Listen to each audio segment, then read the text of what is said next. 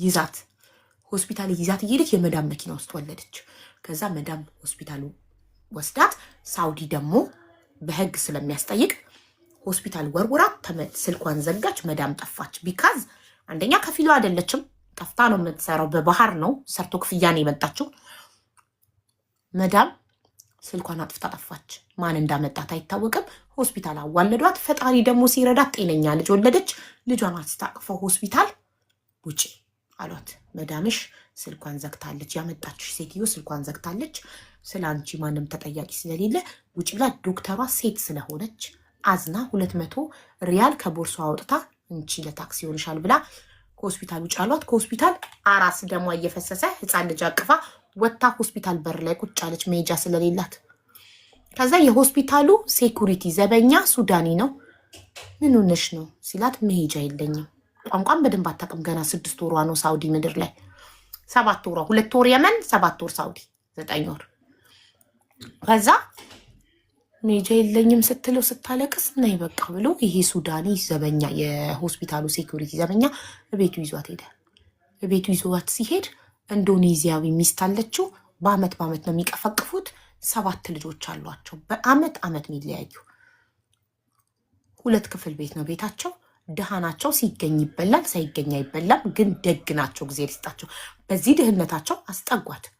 ሀበሻ እንኳን በነፃ አያስጠጋም። በነፃ አስጠጓት። ስራ ስትሰራ ራሱ አትስሪ ተይ ቁጭ በይ ነው የሚሏት። ቤታቸው ቁሽሽ ያለ ነው። ሀበሻ ደግሞ ይከብደዋል መቀመጥ። 2 ቀን ደሜን አንጠቡኛለች ሚስትየው ኢንዶኔዚያው። ኬታ መጣካት እንኳን ሳትል መንገድ ላይ አግኝቻት ነው መውደቂያ ያመጣው ዘ ተቀብላ ገላዋን አጥበው የራሷን ልብስ አልብሳት ኢንዶኔዚያዋ ሚስቱ ህፃኑን ተቀብላ አጣጥበው ፍራሽ ሰጥተው ቤታቸው አስተኛት። ይኸው አመት ከምናምን እነሱ ቤት ሲበሉ በልታ ሲጠጡ ጠጥታ እየኖረች ነው። ሰውየው እንደነገርኳችሁ የሆስፒታል ዘበኛ ነው፣ ሴኩሪቲ ነው። ደሞዝ ሲያገኝ 15 ቀን ይበቃል ደሞዙ ለመብላት። 15 ቀን ይበላሉ። ከ15 ቀን በኋላ እርሃብ ነው። ከዛ እሷ እየጠነከረች ስትመጣ ፓርት ታይም ስራ ሲገኝ ወጥታ ሰርታ ከፓርት ታይም ስራ ያመጣችውን ምግብ አብስላ ታቀርብና ይበላሉ አብረው ሁላቸው። ይኸው መታለች። በጣም ደግ ናቸው። አላህ ይስጣቸው። እኔ በጣም ላመሰግናቸው እወዳለሁ። አንድ ጊዜ አለች ሙቀት ሰዓት ነው የመብራት ሳይከፈል ቀርቶ ኤሌክትሪክ ተቆርጦ ኤሲ ጠፍቶ ታፈንን አለች። ከጎረቤት ኤሌክትሪክ ቀጥሎ ሰውየው ፋን ሚሽከርከር አብርቶ አንድ ነው ያለው እነሱ ክፍል ሆነ። እሷና ልጇ በሙቀት ቆዳው ተላጠ። ሀቡዬ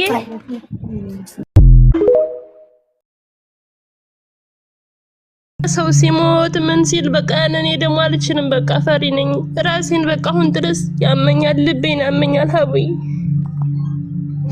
እዛ ሀሳቡ በቃ እስከመቼ ጭልም ብሎኝ። እናትነት ከባድ ነው። ለልጇ ብዙ ነገር በቃ መስዋዕት። ልጄ ሲተኩስብኝ በቃ ጭንቅ ይለኛል። ምን ያረው በቃ በምን እንታከማለን። አሁን ትናንትና በጣም አሞኝ ነበርን። የራሱ በቃ ፍንፍን አድርጎኛል ማለት ነው። ግን በቃ ምን ያደርጉናል እነሱ ለራሳቸው በቃ እንደዚህ እየተጨናነቁ ለነሱ ራሱ አስባለሁ እኔ።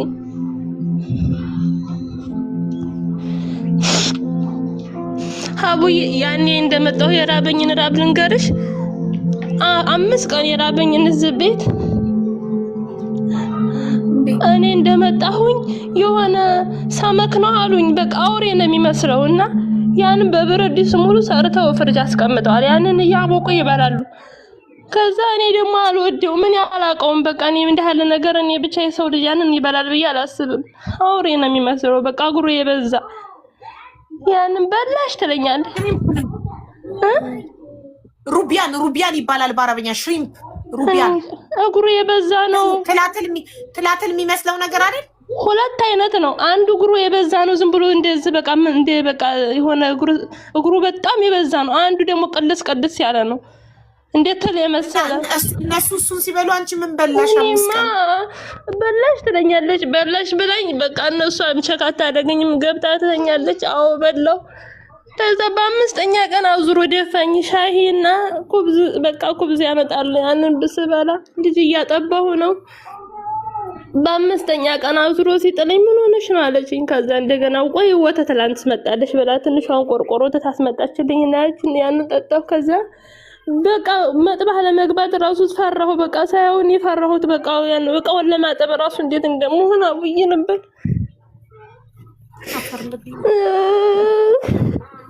እሺ ቆይ ልንገርሽ ጦይባ፣ እኔ አሁን አካባቢሽን በውስጥ ትነግሪኝና ሀበሾቹ በአካባቢ አስቤዛ እንዲያመጡልሽ ባደርግ ሰዎቹ አብራችሁ ትበላላችሁ። እነሱም ችግር አለ የሆነች ዘመዴን አግኝቼ ነው ትያታለሽ። እኔን ዘመዴን አትያትና ያው ችግረኛ እንደሆኑ እንደነገርሽን እንዳይፎገር ማለት ነው።